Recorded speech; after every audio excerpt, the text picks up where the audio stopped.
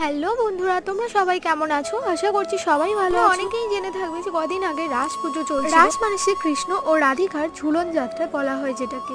তো এখানে আমাদের গ্রামের দিকে অনেক জায়গায় মেলা হচ্ছে। এর মধ্যে একটি জায়গাতে এখানে গিয়েছি, জায়গাটার নাম কোম্পানির ট্রেন। এখন রাধাকৃষ্ণ যুগলে দাঁড়িয়ে আছেন আর চারপাশে অষ্টসখীরা নেচে নেচে বেড়াচ্ছে। দিনের আশ্চর্য প্রদীপ থেকে যে দৈত্য বেরিয়ে এসেছিল সেটাও এখানে তুলে ধরে। দেখতে পাচ্ছ মা কালী ও রামকৃষ্ণের একটি মূর্তি তৈরি করা হয়েছে। মহাভারতে শ্রীকৃষ্ণ যে অর্জুনের সারথি সেজেছিলেন, তো এখানে সেটাও তুলে ধরেছে। রাজা দুষ্মন্ত ও শকুন্তলার যে রূপটা ফুটিয়ে তুলেছিলেন, তো দেখো এখানে তারা কিন্তু অনেকক্ষণ ধরে স্ট্যাচু হয়ে দাঁড়িয়েছে। মানুষ চাইলেই কত কিছু না করতে পারে, এর মধ্যে দিয়েই বোঝা যায়। এখানে দেখতে পেলে যে এছাড়াও অনেক অনেক রকম মূর্তি রয়েছে, যেগুলো আমি ধরে ধরে আর বলতে পারলাম না। এর বাইরেও এখানে অনেক মূর্তি ছিল, যেগুলো আমি দিতে পারলাম না আমার এই ছোট্ট ভিডিও। এখানে নিশ্চয়ই দেখে থাকবে অংশ এখানে গোপালকে দোল দিচ্ছিল। সব ঠাকুর দেখা হয়ে গেলে আমরা চলে এলাম যেখানে বাচ্চারা গাড়ি চড়ছিল আর আকাশ ছোঁয়াও ছিল। শেষে আমরা বাড়ির দিকে চলে এলাম। বন্ধুরা, তোমরা কেউ এইরকমই মেলা উপভোগ করো কিনা অবশ্যই করে কমেন্টে জানিয়ে। এর মতো এই পর্যন্ত।